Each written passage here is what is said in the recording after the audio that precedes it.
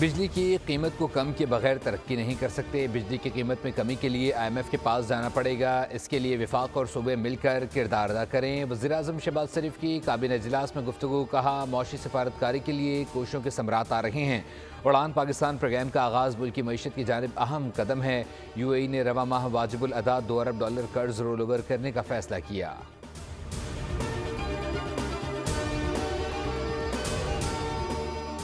और इंतखाबात में धांधली समेत आइनी बेंच के मुकदमात की समाअत बगैर कार्रवाई मुलतवी। जस्टिस अमीनुद्दीन खान ने करार दिया कि आइनी बेंच आज सिर्फ फौजी अदालतों का केस सुनेगा। फौजी अदालतों में सिविलियंस के केस की समाअत के दौरान वजारत दिफा के वकील ख्वाजा हारिस ने दलाइल में कहा कि सुप्रीम कोर्ट ने माजी में करार दिया कि फ़ौज के मातहत सिविलियंस का कोर्ट मार्शल हो सकता है। जस्टिस जमाल मंदुखेल ने इस्तफसार किया, मौजूदा केस में मुतासरा फरीक और अपील दायर करने वाला कौन है?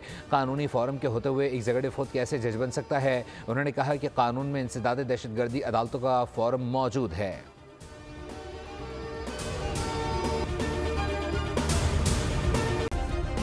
सब्सक्राइब करें और बेल दबाएं ताकि कोई खबर रह न जाए।